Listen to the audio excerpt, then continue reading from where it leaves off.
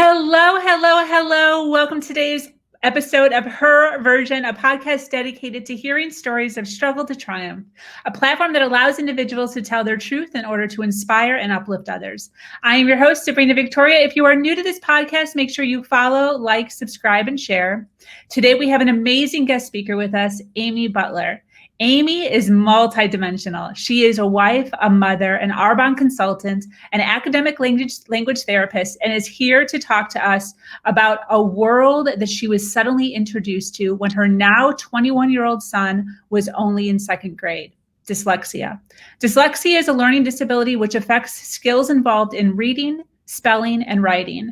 Now, though children with this condition have a normal intelligence and normal vision, there is still so much gray area within the disorder. Amy is here to open up about her struggles as a mother and what changes she would like to see in the school system. Welcome. Thank you. It's so funny because out of all the intros I read, this was like the one that I didn't want to mess up.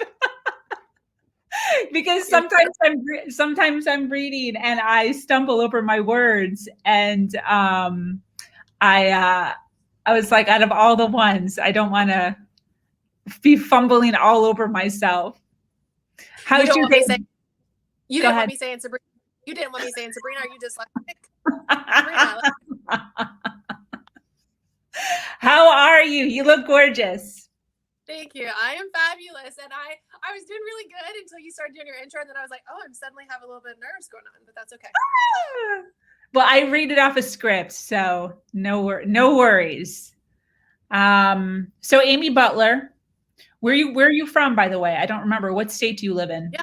So I am in Kansas, USA. Yeah. I live just outside of Wichita, Wichita, most people think Kansas City, but Kansas City is mainly in Missouri. Wichita's the largest city in Kansas. So, yeah. No kidding. Is it nice out? You're wearing a jean jacket. It's like super hot in Florida. Oh, yeah. No. Well, I had a meeting this morning and it wasn't meeting appropriate. So I threw the jacket on just for my meeting. And I thought, well, I'll keep it on so I'm, appropriate for your audience because you don't know. But no, it's super hot outside. I have a pool party going on later this afternoon with some of the neighbor kids, and it's like 90% humidity. Like outside, I would be drenched. Nice. So normal June weather. Yeah. I've never been to Kansas. I have no idea. Yeah, it's we have all the seasons. I think I told you this. We sometimes have all 4 seasons in one day, especially like in spring and fall. But summer we can get pretty hot. Like we can get into like the hundreds a little bit. But just to give you an example, in August one year we went to San Diego, which most people would say San Diego can be hot and nice. I was freezing in San Diego the majority of the time because it was so hot here. So in August. Wow. Yeah. Okay. Well, nice to meet you from Kansas. Yeah, you too. Can you tell us a little bit? So we're talking about dyslexia today. This is something that I know of, but didn't know a whole lot about until I got off the phone with you and all of the wealth of knowledge you have. So I'm so excited that you're here. Can you tell us a little bit about what you were doing before you found out your son was dyslexic? Yeah, so I was just living the life, right? I had 2 kids. My son's my youngest, and they're both adorable. Obviously, I love them to pieces. But I had an insurance agency. I owned my own insurance agency here locally, and I was the mom who I never. My sister, she would love to be a stay-at-home mom. Like that's her thing. Like she loves that.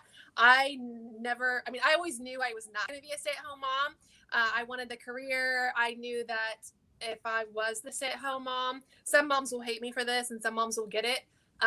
My kids or I might not survive if I was a stay-at-home mom. So like me gone, it was good for both of us, the kids and I, to have a little bit of that separation and kind of do our thing. So that's what I was doing before I found out my son was dyslexic. Fantastic. When did you wind up finding out? So he was He was actually diagnosed in the middle of second grade, and it was really kind of a process to get to that point. He's a very vibrant personality. He's got like this zeal for life. He's just a lot of energy and just goes 110% into anything that he does. And, he was, water skiing when he was 5. He was just doing all this adventurous stuff. He's just super active, intelligent, very bright, smart kid. And then he went to school, and like in first grade, like, everything was okay. And because I owned my agency, I had the flexibility that I could go on school field trips. I could go to the school parties and that sort of thing. And so I did that. So I was involved, I was in the classroom, I was around the teacher. And, but the first few weeks of school, every day he kept coming home and he would have check marks on his paper. And, so then he's coming home and he's getting in trouble with us because, like, why are you getting these check marks, right? So he's getting in trouble. We're trying to talk to him about how to behave at school and all that sort of thing. And so finally I asked the teacher one day, I was like, hey, like, is there, like, what's going on with Robert? So I can kind of understand, because he keeps getting these check marks, then he's getting in trouble, and like life at home is bad for the kid because he's always in trouble. And she said, oh, it's nothing really. It's just, these kids in first grade, they have to kind of mature, and it takes them a little bit to get used to it. And it's really the boys especially kind of have problems with it. And I was taken aback by that, because I was like, well, if you're a first grade teacher and it's normal like, why is he getting a check mark? Like, that should have been communicated, because the kid's getting in trouble at home for being a normal little boy. And so, there was that happened. But really, other than that, that was the only thing going on. And, all the communication I was getting from the teacher and like the parent teacher conferences was, oh, he's doing so good. He's great. Everything's great. Fine and dandy. Just, he's just maturing or whatever. Then we went to the last conference of the school year. And I remember my husband and I were sitting down around the little table, and the teacher was there. She had another teacher there that I had never met before. And I later learned that the reason the other teacher was there, because they were going to recommend that we hold him back and have him repeat first grade, which really caught us off guard, because we had never, like, there was no communication leading up to that. And so, because I know you'll ask me later, like, what parents should look for, but, there weren't any things other than those check marks. And I was communicating with the teacher, but I just wasn't getting the information until that last conference. And it just really, it kind of shocked us. And we were kind of like, well, what's the basis for this? And really the only basis was that he wasn't reading well. And they thought if he repeated the grade again, that he would be able to read better. And so we said, well, we want to do some research. Maybe we could go to tutoring over the summer. And, like, we were just kind of stunned, and that we didn't feel that was a decision that we should just make on a whim.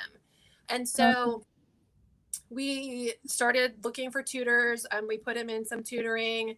And we made the decision to not hold him back. And, the other thing, like, that teacher, she was a first year teacher. She was pregnant. And she also made the comment to me at one point during a field trip, because, the mom of a rowdy boy, I got the other 5 or 6 rowdy boys from the classroom to go traipse around the zoo with, right?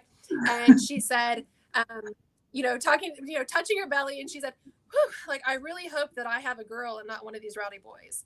So I just was like, I just had, like, in my gut, I just was like, maybe it's not my kid. Maybe maybe there's more to it, and not to say she was a horrible teacher, but she definitely wasn't the right fit for my son. And so we did not hold him back. And we just made sure, like, right from the get-go in second grade, that we communicated with the teacher that, hey, we know there's some struggles. We know it was recommended to hold him back. We know you guys think that we're stupid and we're not doing what we need to do for him. Will you just work with me for a little bit while I figure some stuff out? And praise God, and I had prayed all summer that I would get a teacher that was good for my son and beneficial for him, and we could figure out what was going on.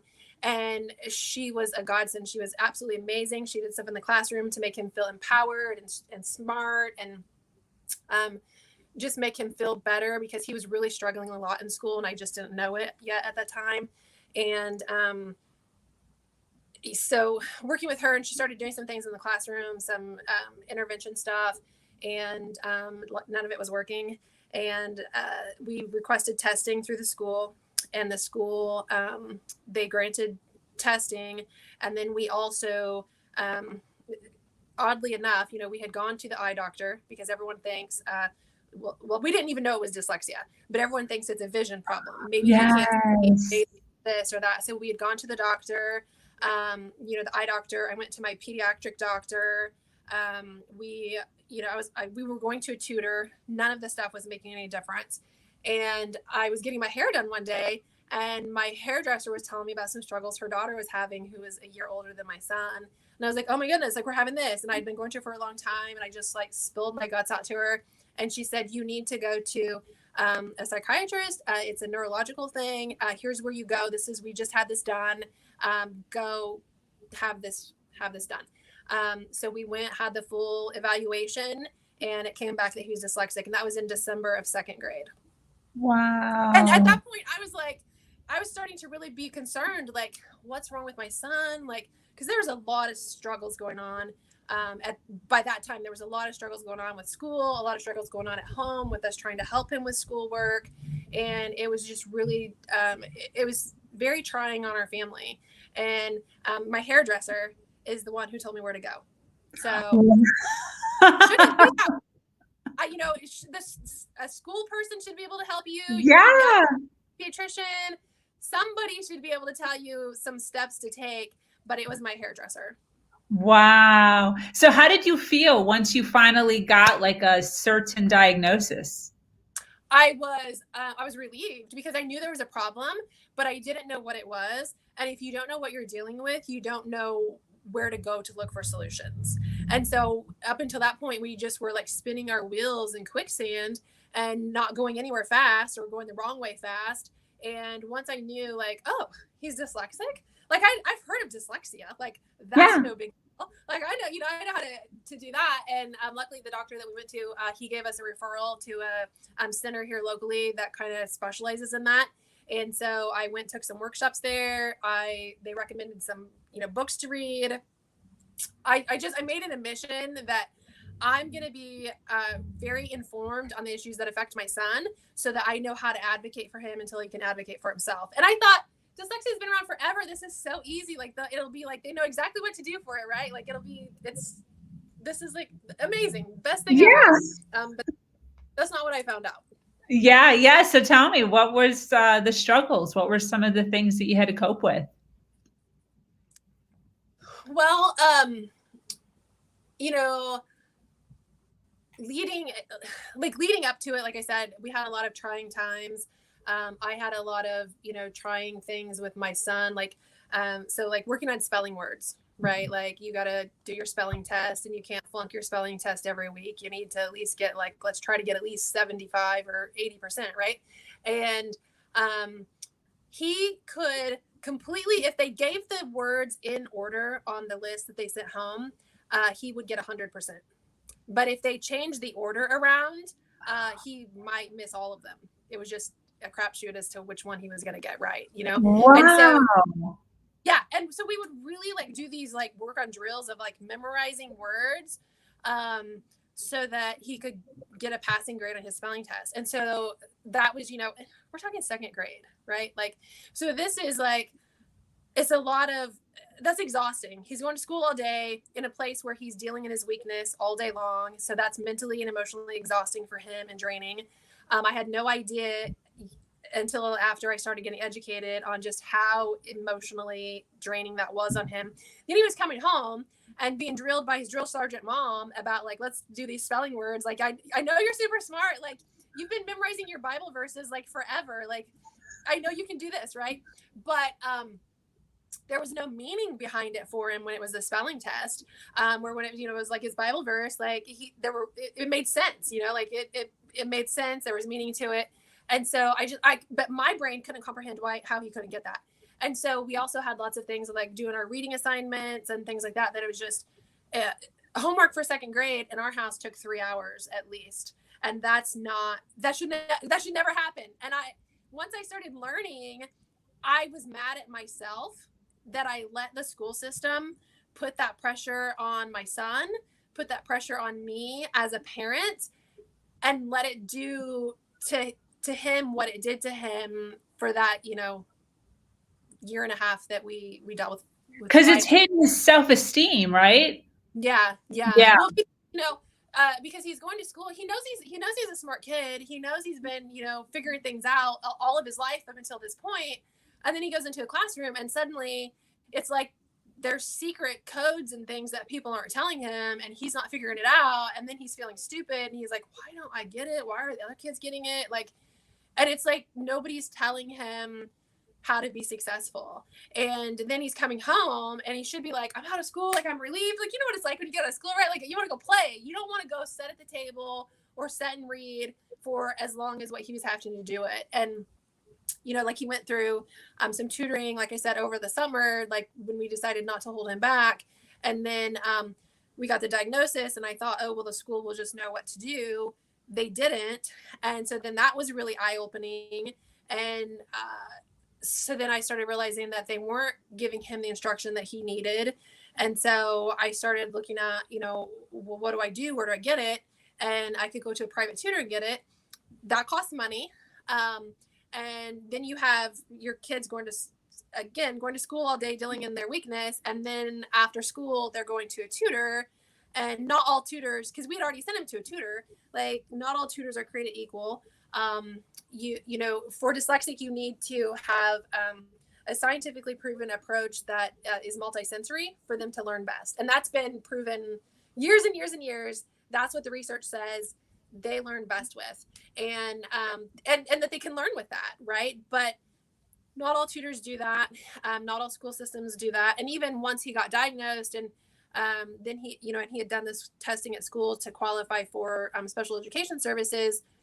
In the special education services, they weren't giving him the instruction that he needed to be able to actually be successful. And so there was frustrations there on his end. There was frustrations there on my end. There were some things said by some school professionals that were just completely inaccurate and inappropriate, some of the things. And when it's your kid, it's emotional, that's your kid. And a parent, my goal for raising my kids and for raising my son was so that he could be efficient in life and that he would be able to, grow up and be able to provide for his family someday, right? Where in school, I mean, I know that, that's in the back of their minds. They're growing these kids up, right? But their immediate objective is to just get them through the day and then get them through to the next grade. And what I found is that, unfortunately, a lot of dyslexic kids fall through the cracks because the needs that they have don't fit the boxes that the school system has to put them in. Wow. That's a lot of pressure. I feel as if that would be a lot of pressure for you as a parent. When you found out, how long did he stay in the school system? Because I know you eventually pulled him out. Yeah. So in second grade, and like I said, that teacher that we had in second grade, she was a huge blessing to him. And it turns out that she had a family relative the same age as my kid who was going through the same struggles. She had a brother who was dyslexic. And so she got it. There's just some certain things with the way that the laws and things are that her hands were tied in some ways. And so she just did a lot of things to try to build him up in the classroom because he was really just being devastated in the classroom. And so he stayed that year. And that was second grade. He stayed in third grade, and fourth grade, I pulled him out and I homeschooled him. And so how that came about was, and I don't recommend that, your kid's dyslexic, you have to homeschool them. That was not an easy decision. And homeschooling is not something to be taken lightly. And it's not something that is right for everybody. But I had my insurance agency, and once we found out about dyslexia, once we found out about different kind of tutoring, once we found out he wasn't getting what he needed in the school system, I started taking classes myself to get trained as an academic language therapist, which that was, a long time ago. Today, they would just call it a literacy intervention specialist. But I started getting trained in that. And I sent my son to a tutor who was trained in that during the summer of between second and third grade. And so to back up a little bit, when he was in first grade, he tested in the 9th percentile of all first graders in the reading level. Okay. So then in 2nd grade, we find out he's dyslexic. The school starts doing their interventions, because he qualifies for services. They start doing their interventions. And in 2nd grade, he does his testing and he drops to the 7th percentile once he starts getting what the school said was proper interventions for a dyslexic student. And so then summer between 2nd and 3rd grade, I sent him to a literacy intervention specialist trained in dyslexia specifically. And then I myself got trained because it was actually cheaper for me to get the training than to pay someone else to do the tutor. And then the schedule wise, I was having a hard time finding a tutor available who could work with my son at a time that worked with. Because there's not a lot available, and maybe there's a lot more now, but like back then there definitely was not a lot. And so 3rd grade, I declined services from the school and I said I would provide them myself privately. When I did that, I was threatened and I said I was going to do it during the school day too. So instead of doing their services during the school day, I was going to provide them privately at my expense, but I was doing it during the school day. And I was told that if I came to pick him up for those services, that they would have me arrested on site. So there was definitely a lot of intimidation stuff going on. And it was like, it was a fight with the school district. I know lots of people have that same kind of battle. I know other people who don't have a battle at all. And so it really just kind of depends on the school that you're in, the building that you're in, the district that you're in. There's a lot of different variables to that. And that shouldn't be the case. It should be you are supported. But anyway, and I went through all the proper channels. I had authorization from like our state board of education. And I was still told that. So that's trying and that's emotional and that's difficult, but we did it. And of course, legally they couldn't arrest me, right? But had I not done the research and been able to, put the time and stuff into it, I owned my own business and had employees, so I could take away from work to go take a class or go do things and go to school meetings and stuff. Not everybody can do that. And it's really important because then you start having an issue of what your parents' income is how well you're educated. So that's another side note. But in that 3rd grade year, he did his state reading assessments, and he was the only kid in the entire building to get 100% on his state reading assessment. And that was the year that he had the instruction from the dyslexia tutor that I sent him to. And then for the second half of the year, I was pulling him out and giving him the same services privately. Wow. Yeah. So that's why it was like, okay, and prior to that, I had the, school in my IEP meetings. They, trust us, Mrs. Butler, like we're the professionals. We know what we're doing. And the school psychologist even told me, Mrs. Butler, it's time you come to terms with the fact that your son is LD and he's going to always be behind his peers. Like that was the explanation for why now that we're getting interventions, we're going from 9% to the 7th percentile. We're not improving, we're going backwards. And he's always going to be behind. You need to just learn to deal with that. They didn't understand dyslexia. They thought some of the people on the team also thought there were some vision issues going on and some different things. And which I guess I should say for, listeners who don't know, there's a lot of myths with dyslexia. A lot of people think that it's a vision problems, like because they transverse numbers a lot. And so people will think that they see backwards because they'll flip the B's and D's, they'll flip them. So people think like, oh, well, do you see things backwards? Do you read backwards? They don't see it any differently than you see it as far as what their vision is. It's just that interpretation of it. It is different and like applying meaning to it. So there's a lot of myths. A lot of people think that it applies to boys more than it does girls, and it's not. It's completely equal. It doesn't matter if you're a boy or girl, you can still get it. But it is, or not that you can still get it, you can still have it because you don't catch it. You don't catch dyslexia. But there's just, on the team in the school, they didn't all understand what dyslexia is. And it's a neurological difference where your brain just processes language difference. So like you said in your, introduction, it can affect your spoken word, your, when you read, when you're writing, all of that communication is affected. And then is dyslexia genetic, or like you said, you can't catch it? How do you get dyslexia? Yeah, it is genetic. It's extremely genetic. So runs in families, which is another reason why it really frustrated me so much, because seeing the struggles that my son had gone through, and then like what I experienced with the school, that like it wasn't an automatic like, oh, he's dyslexic, we know what to do, like let's give him the proper instruction. Like I had to fight for it, and then I ended up having to pull him out for it. It's hereditary, and so a lot of times you have parents who really struggled through the school system like my son did in the beginning, and they a lot of times it's very common that if they don't get the instruction, that they'll drop out of high school. So you have people who have dropped out of high school. You don't always have the same job opportunities as when you finish high school, so sometimes you're dealing with lower income, and then when you have a job like that, you don't have the ability to say, hey, I need to go to my kid's IEP meeting. And some of my IEP meetings will last 4 hours, which is absurd. That's crazy. But not all parents have the means to be able to attend those, to be able to stay there for that long.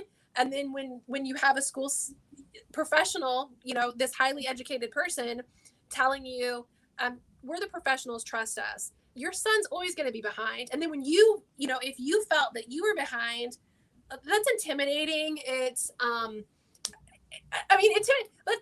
let's be honest, it's bullying. And it's not appropriate. And like I said, that doesn't happen all the time. It doesn't happen. It's not always the norm, but it happens way too frequently, and it's something that should be not allowed. Yeah, I would 100% agree with you on that.